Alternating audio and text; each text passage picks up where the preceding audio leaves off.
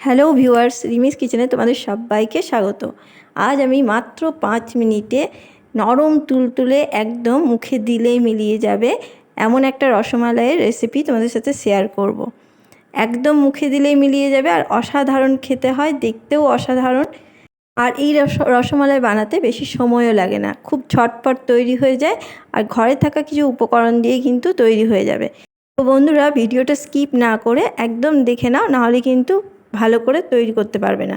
তো চলো ঝটপট দেখে নিই রেসিপিটা। দেখো, এখানে আমি নিয়ে নিয়েছি কড়াই। একটা কড়াইয়ের মধ্যে আমি এখানে নিয়ে নিচ্ছি দুধ। যে দুধ আমরা নর্মাল খাই সেই দুধই, গরুর দুধ আমি ব্যবহার করছি। তোমরা চাইলে কিন্তু প্যাকেট দুধও ব্যবহার করতে পারো বা ফুল ক্রিমও ব্যবহার করতে পারো। তো আমি এখানে দুধ নিয়ে নিচ্ছি। দুধটা আমি যতক্ষণ না ফুটে উঠছে ততক্ষণ অপেক্ষা করব। তো দেখো, এটা ফুটে উঠেছে, দেখতে পাচ্ছ ফুটে উঠেছে। এবার আমি এটাকে নাড়াচাড়া করে নিয়ে জাল দিয়ে আমি এটাকে কিছুক্ষণ জাল দিয়ে ঘন করে নেব। যতক্ষণ না দুধটা ঘন হয়ে আসে ততক্ষণ কিন্তু আমি ভালো করে নাড়াচাড়া করে ঘন করে নিচ্ছি। তো ঘন করার আগে দেখো, আমি এখান থেকে কিছু দুধ, মানে 2 হাতা মতন দুধ আমি কিন্তু তুলে রাখছি। একটা বাটির মধ্যে আমি দুধটা তুলে রাখছি। এই দুধটাকে আমি তুলে রেখে দিলাম, দেখতেই পাচ্ছ। এবার বাকি যে দুধটা রয়েছে সেই দুধটাকে আমি ভালো করে ঘন করে নেব। এটা আমি একটা মালাই বানাচ্ছি, মালাইটা আমি তৈরি করে নিচ্ছি। মালাইটা তৈরি করার জন্য দুধটা ঘন করা খুব প্রয়োজন। তো দুধটা যতক্ষণ না ঘন হয়ে আসছে ততক্ষণ কিন্তু আমাকে ফুটিয়ে নিতে হবে। দেখো, তার মধ্যে আমি এখানে দিয়ে দিচ্ছি 4 চামচ মতন চিনি। মিষ্টিটা তোমরা তোমাদের মতন করে দেবে। আমি এখানে 4 চামচ মতন চিনি ব্যবহার করলাম। চিনিটা দেওয়ার পরেও আমি আরও কিছুক্ষণ এটাকে ফুটিয়ে নেব। চিনিটা দেওয়ার পরে একটু দুধটা হালকা হয়ে যায়, তার জন্য চিনিটা দেওয়ার পরে আরও কিছুক্ষণ আমি এটাকে জাল দিয়ে নেব, যতক্ষণ না একটু ঘন হয়ে আসছে। তোমরা এখানে ফুল ক্রিমও দুধ ব্যবহার করতে পারো, কিন্তু আমি এটাকে নর্মাল দুধেই তোমাদেরকে করে দেখাচ্ছি। চাইলে এখানে গুঁড়ো দুধও ব্যবহার করতে পারো, কোনো অসুবিধা নেই। তো দেখো, এটাকে আমি জাল দিয়ে নিচ্ছি, জাল দিয়ে ঘন করে নিচ্ছি। তার আগে দেখো, এখানে আমি যে দুধটা তুলে রেখেছিলাম তার মধ্যে 1 চামচ মতন custard powder, vanilla custard powder আমি গুলে নিয়েছি, সেটাকে আমি দিয়ে দিলাম। আর দুধটা অবশ্যই ঠান্ডা করে নেবে, নর্মাল টেম্পারেচার আসা পর্যন্ত ঠান্ডা করে নিয়ে তবেই কিন্তু কাস্টার্ড পাউডারটা গুলে নেবে। গরম দুধের মধ্যে দেবে না, তাহলে কিন্তু দলা পাকিয়ে যাবে। তো এটাকে দিয়ে ভালো করে আমি নাড়াচাড়া করে ঘন করে নেব। দেওয়ার সঙ্গে সঙ্গে অনবরত কিন্তু এটাকে নাড়াচাড়া করে নিতে হবে। তো দেখো, এটাকে নাড়াচাড়া করে আমি ঘন করে নিচ্ছি। বেশিক্ষণ সময় লাগবে না, কিছুক্ষণ এটাকে নাড়াচাড়া করলে কিন্তু ঘন হয়ে যাবে। দেখো, এটা আমার ঘন হয়ে গেছে, এটাকে আমি সাইডে সরিয়ে রাখছি। আজকে আমি ব্রেড দিয়ে রসমালাইটা তৈরি করব, তাই জন্য আমি এখানে দেখো নিয়ে নিয়েছি ব্রেড কিছুটা। এই ব্রেডগুলোকে আমি চারিপাশ কেটে নেব।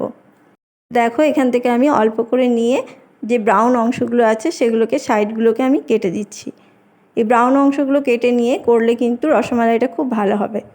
তো আমি রসমালাইয়ের জন্য এই ব্রেডের চারিপাশ আমি সমানভাবে কেটে নেব। এই ব্রাউন অংশগুলো কিন্তু ফেলে দেওয়ার দরকার নেই, এগুলো দিয়ে কিন্তু ব্রেড ক্রাম তৈরি হয়ে যাবে। তো এগুলো ফেলে না দিয়ে এগুলো তোমরা রেখে দেবে, কোনো অসুবিধা নেই। তো দেখো, আমি চারিপাশ কেটে নিলাম, দেখতেই পাচ্ছ। এইভাবে আমি বাকি যে ব্রেডগুলো সেগুলোও আমি চারিপাশ কেটে নেব।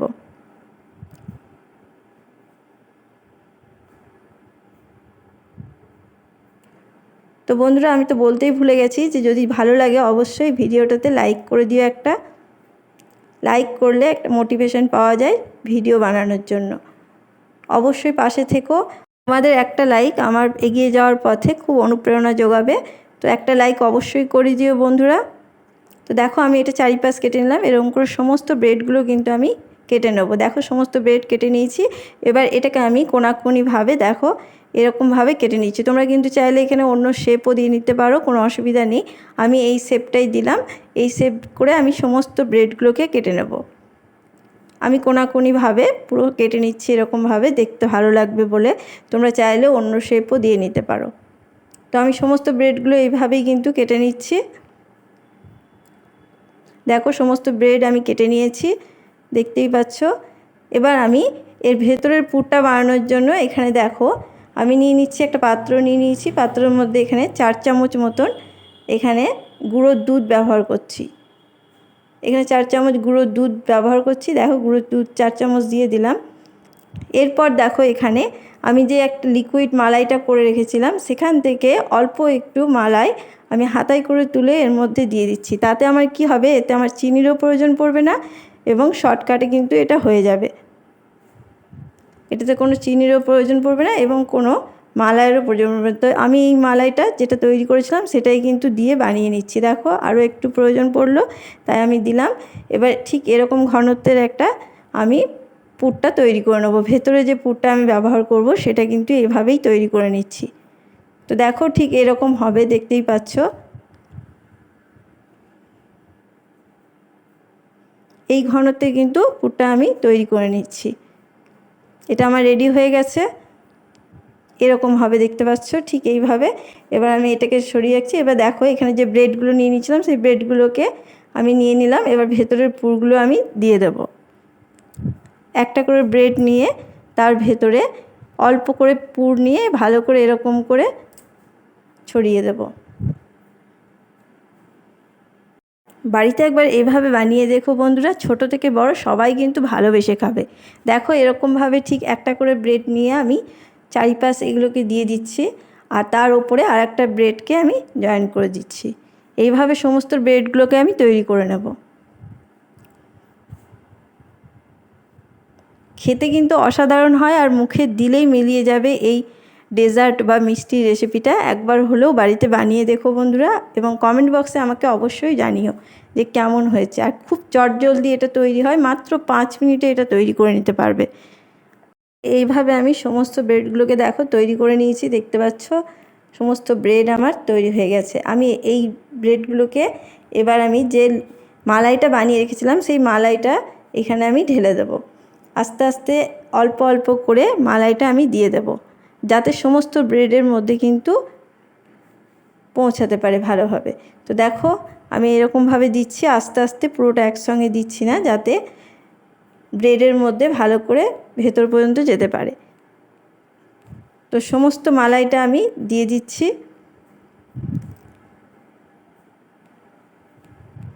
দেখতে কত সুন্দর লাগছে দেখতেই পাচ্ছ বন্ধুরা। তো এরকমভাবে আমি সমস্ত মালাইটা কিন্তু দিয়ে দিলাম, সমস্তটা দিয়ে দিলাম, দেখতেই পাচ্ছ দেখতে কত সুন্দর লাগছে। এরপর আরও সুন্দর লাগার জন্য জাস্ট গার্নিশিংয়ের জন্য আমি এটা একটু পেস্তাকে ছোট ছোট করে কেটে নিয়েছি, সেটা ওপর থেকে সাজিয়ে দিচ্ছি যাতে দেখতে ভালো লাগবে। এটা না দিলেও কোনো অসুবিধা নেই, তাতেও কিন্তু খুব ভালো লাগবে। এটা জাস্ট গার্নিশিং বা দেখতে সুন্দর লাগার জন্যই কিন্তু আমি দিচ্ছি। তোমাদের হাতের কাছে যদি না থাকে কোনো অসুবিধা নেই, তাতেও কিন্তু ভালো লাগবে। খুবই অসাধারণ খেতে হয়। একবার হলে বাড়িতে বানিয়ে দেখো এবং কমেন্ট বক্সে অবশ্যই আমাকে জানাবে যে কেমন হয়েছে। দেখো এটা আমার রেডি হয়ে গেছে।